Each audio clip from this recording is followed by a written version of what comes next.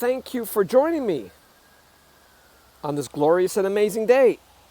And we spoke last week that it's good to study the various types of people, the various temperaments, that people have different desires and different way of thinking.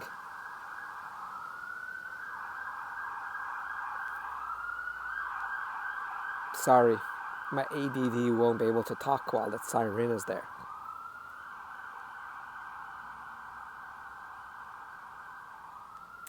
And I mentioned it's something to learn. But the truth of the matter is, one of the principles within love is to listen. And when we know what that means, is not only to listen what they say, but to listen who they are. So even if you don't know the different temperaments of people, and even though you did not read about the 4 temperaments or the numbers, I forget what they're called already, and there's so many different philosophies about the different types of people, you don't, in a certain sense, you don't have to know anything. You just got to know one thing, to listen carefully what the person is saying, and to investigate and ask questions. Sometimes you will understand why they feel that way, sometimes you might not.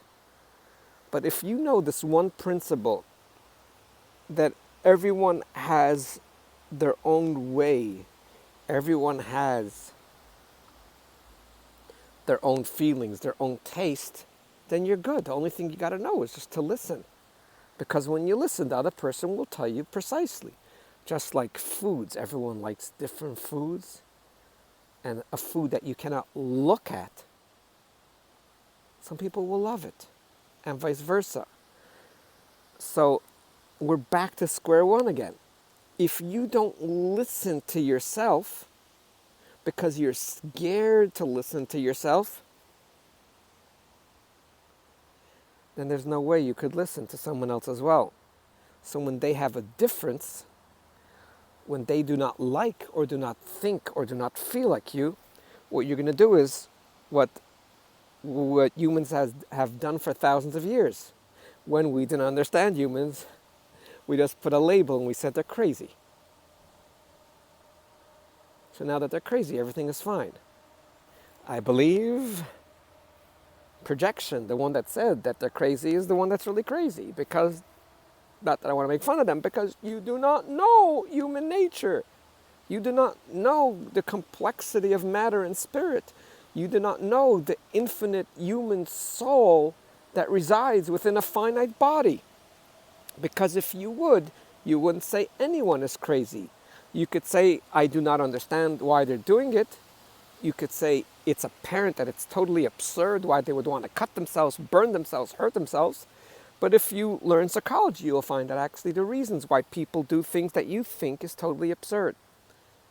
And I think I'm ready to wrap up. Have a relationship with yourself. And a deep relationship with yourself. And only then is it possible to have a relationship with others. Thanks for joining, and thanks for listening. And have yourself a wonderful and delightful day. And please, always remember, you are way greater than you think you are.